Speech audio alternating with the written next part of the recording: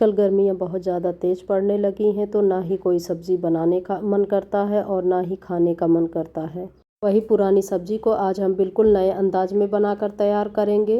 Guarantee है, एक बार मेरे इस तरीके से आपने इस सब्ज़ी को बना लिया तो आप हर बार इसी तरीके से बनाना पसंद करेंगे। चलिए अब हम इसे बनाने की तैयारी कर लेते हैं। सबसे पहले हमने मूँगफली को ड्राई रोस्ट कर लिया था। उसके छिलके उतार कर हम थोड़ी सी मूँगफली ले लेंगे। मूंगफली लगभग 2 से 3 चम्मच के करीब होगी। इसे हमने जार में डाल दिया है। जार का ढक्कन लगाकर हम इसे बारीक पीस लेंगे। मूंगफली को हमने पीस कर तैयार कर लिया है। आप देख सकते हैं हमने इसे बिल्कुल बारीक पीसा हुआ है।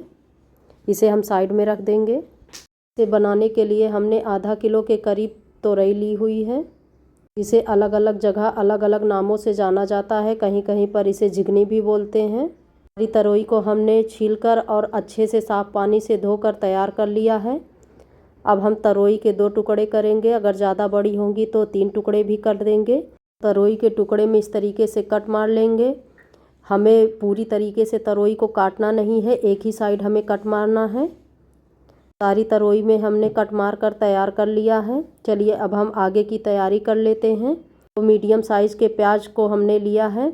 इसे हम चॉपर में डालकर बिल्कुल बारीक चॉप कर लेंगे। प्याज को हम पहले छोटे छोटे टुकड़ों में काट रहे हैं ताकि हमें इसे चॉप करने में आसानी हो और यह जल्दी से चॉप्ड हो जाए। दोनों प्याज को हमने ठीक इसी तरीके से काट कर चॉपर में डाल दिया है।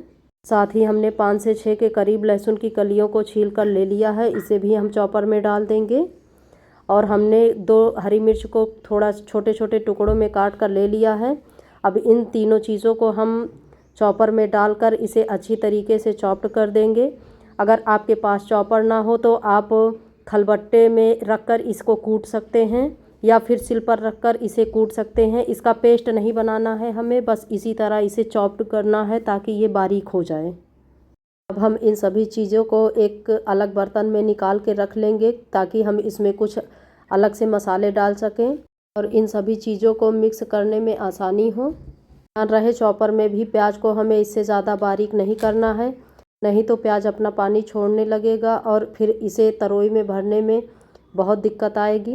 ही हमने 1/4 चम्मच के करीब इसमें हल्दी का पाउडर डाल दिया है और आधा छोटा चम्मच के करीब हमने धनिया का पाउडर डाल दिया है। थोड़ा सा हमने लाल मिर्च का पाउडर डाल दिया है। हमने हरी मिर्च भी डाली है, इसलिए हम लाल मिर्च का पाउडर थोड़ा कम ही डाल रहे हैं। तीखा आप अपने अनुसार कम या ज़्यादा रख सकते हैं। ही हमने इसे चटपटा और टेस्टी बनाने के लिए आधा छोटा चम्मच के करीब अमचूर का पाउडर डाल दिया है। सब्जी में आप इसे ज़रूर डालिएगा, इससे इसका टेस्ट बहुत ही अच्छा आएगा। साथ ही हमने इसमें 1 पिंच के लगभग हींग का पाउडर लिया है। हींग का इसमें टेस्ट बहुत ही अच्छा आता है। सबसे पहले जो मूंगफली का पाउडर हमने पीस कर रखा हुआ था उसे भी हम इसमें डाल देंगे और ऊपर से हम इसमें ढेर सारी हरी धनिया डालेंगे। हरी धनिया डालने में कोई कंजूसी नहीं कीजिएगा, इसका टेस्ट बहुत ही अच्छा आता है इस सब्ज़ी में। और अब हम डालेंगे स्वाद के अनुसार नमक। अगर आप चाहें तो इसमें जीरा पाउडर भी डाल सकते हैं और साथ ही गरम मसाला अगर आपको डालने का मन हो तो वो भी आप डाल सकते हैं। अगर नहीं भी डालिएगा तो भी टेस्ट में कोई फ़र्क नहीं आएगा।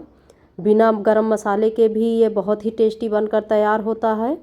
अब हम इन सभी चीज़ों को खूब अच्छी तरीके से मिक्स कर लेंगे। सभी मसालों को हमने खूब अच्छी तरीके से मिक्स करके तैयार कर लिया है। मसालों को एक बार आप टेस्ट ज़रूर कर लीजिएगा।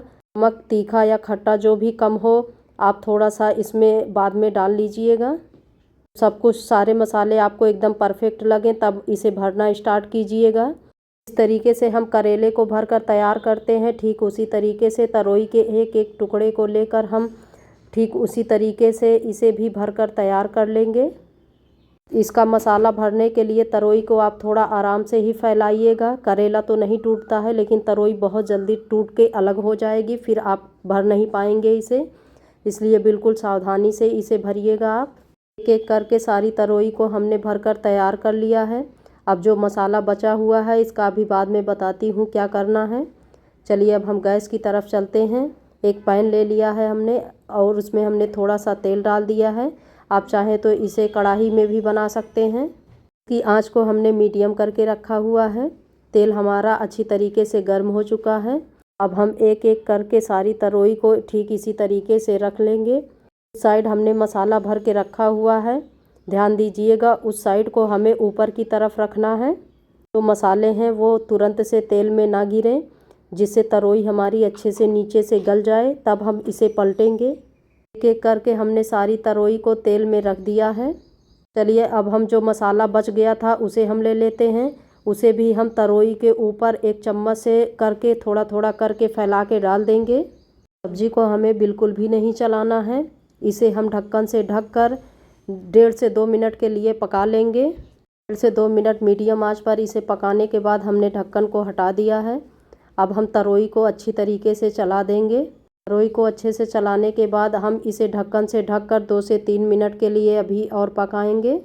फिलहाल हमने इसमें पानी की मात्रा बिल्कुल नहीं डाली है, लेकिन अगर आप चाहें तो इसमें थोड़ा सा पानी डालकर भी आप इसे पका सकते हैं।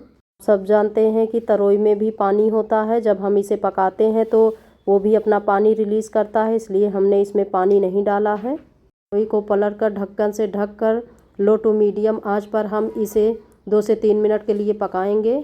2 से 3 मिनट पकाने के बाद हम इसका ढक्कन हटाकर चेक कर लेंगे। देख सकते हैं तरोई हमारी बिल्कुल अच्छी तरीके से पककर तैयार हो चुकी है। ये अब हम गैस को कर देते हैं बंद और इसे एक अलग बर्तन में निकाल लेते हैं। तो जी बनकर तैयार है बिल्कुल तीखी चटपटी तरोई की सब्जी।